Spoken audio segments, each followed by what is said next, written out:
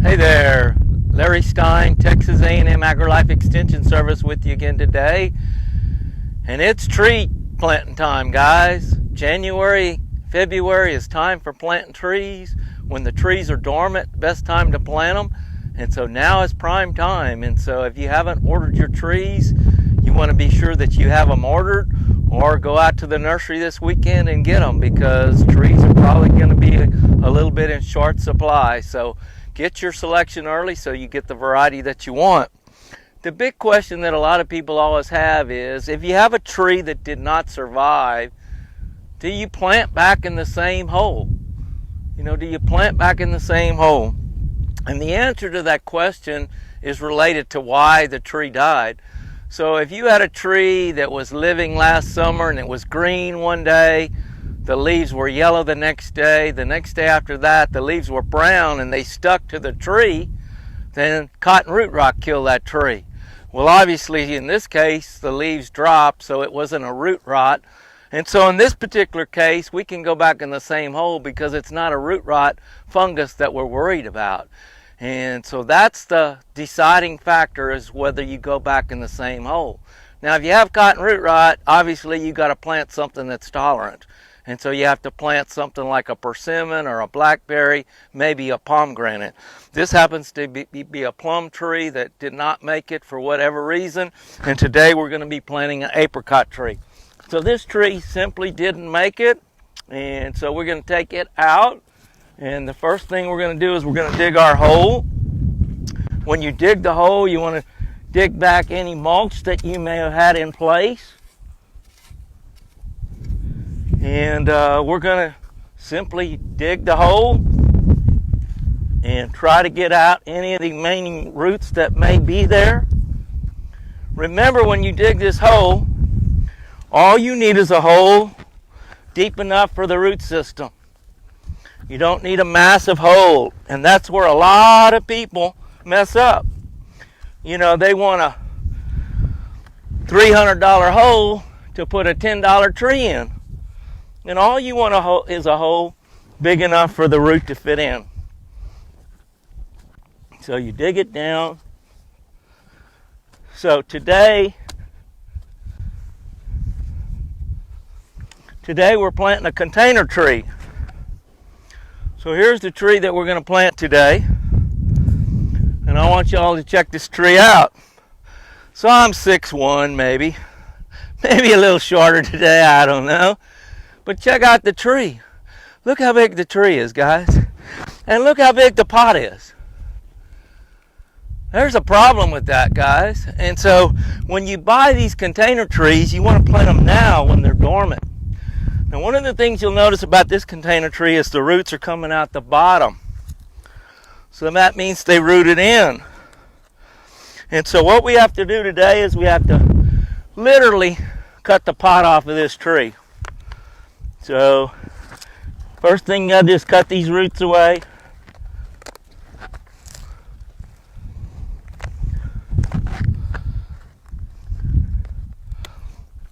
And then we're going to basically cut the pot off.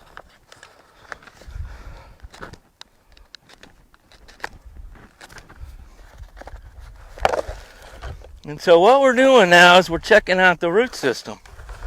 So remember, this right here is not dirt, not soil. It's artificial mix.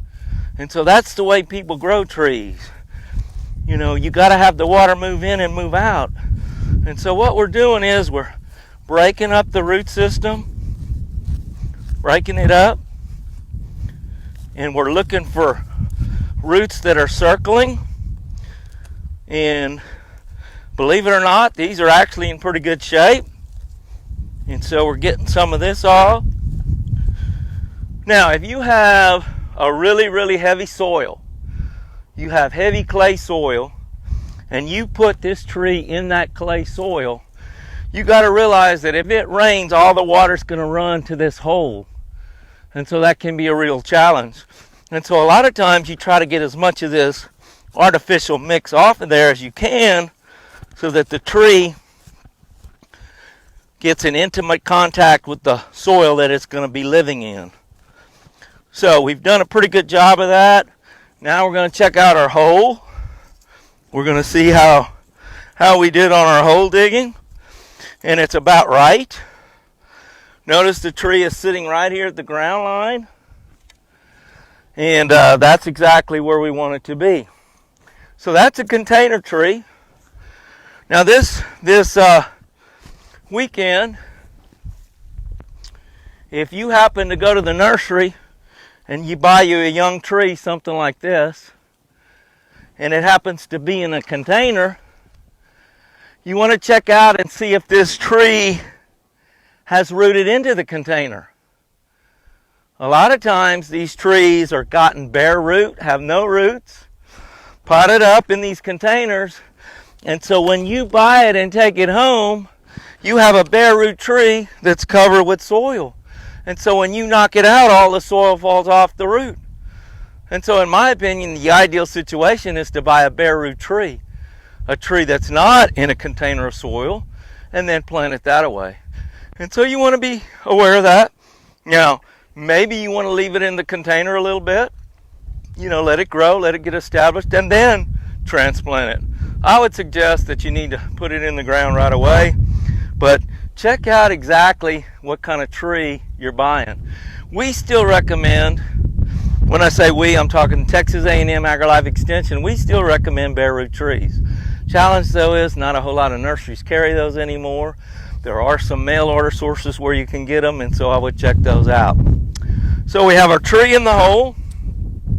Next thing we're going to do is we're going to put the soil that we took out of the hole back into the hole. We're not going to amend it with any organic matter. We're not going to put any peat moss. We're not going to put any fertilizer. All we're going to do is put the same soil in around the tree. And then for you guys that have ever set a fence post, you're going to take your shovel and you're going to pack it in. And that's why we don't want to have such a great big hole. You want to pack it tight. Pack it tight. And so those of you that have had to do that job with a crowbar know exactly what kind of challenge that can be.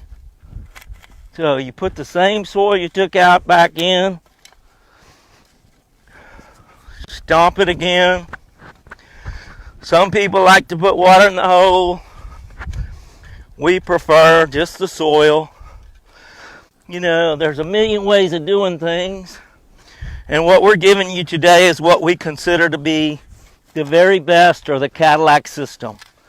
Doesn't mean the other's exactly wrong, but we think this is the very best. So a little bit more dirt.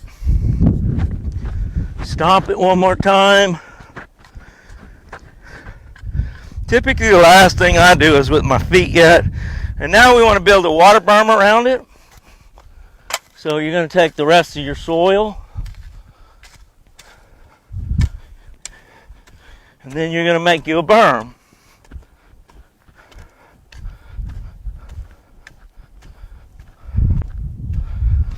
And so that berm will hold the water in place. And so the next thing we're going to do is we're going to water the tree in. Usually we like to use 5 to 7 gallons.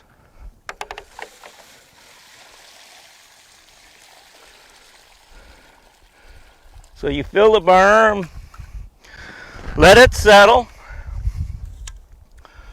and then you're going to see if there's any air pockets. When that soil settles, sometimes you'll have an air pocket, and you need to come back then and refill any of those air pockets with some soil. So notice how well that water went in. So our soil is extremely well drained. So we have a little bit of a hole right there.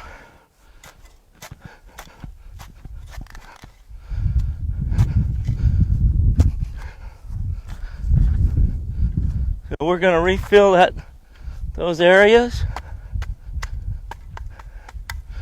And then we're going to water it again.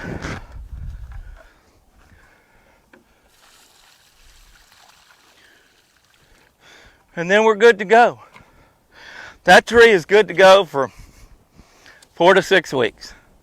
we get a rain within 4 weeks, it's good to go. And so you don't want to overwater. A lot of people overwater the trees after they plant them. We need to keep all the weeds away. And so what I like to do is after they get to growing, we go ahead and come in and mulch them. Now, one of the challenges we have in this area are deer.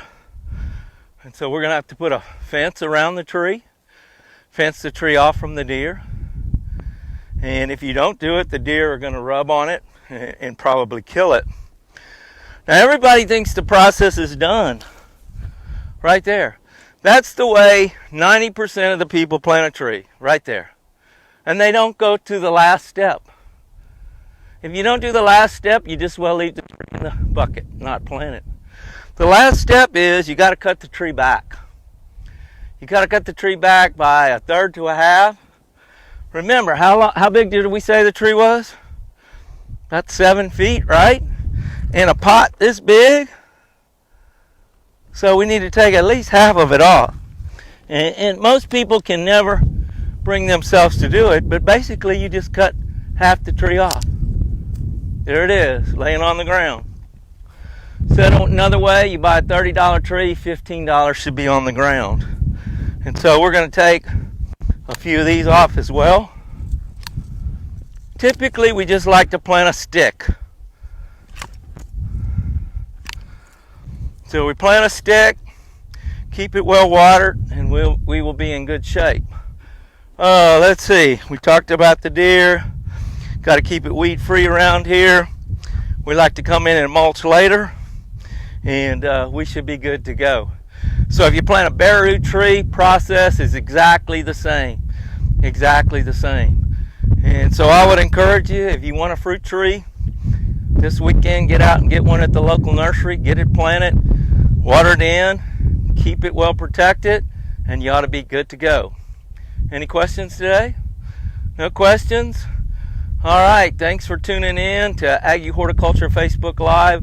Hope you picked up some useful tips. This tree we ought to have fruit on in 2 to 3 years. So you want to grow them fast once you plant them. So the key to that, it's not rocket science, it's water and fertility and good weed control. So until next time, this has been Larry Stein, Texas A&M AgriLife Extension Service. Happy gardening.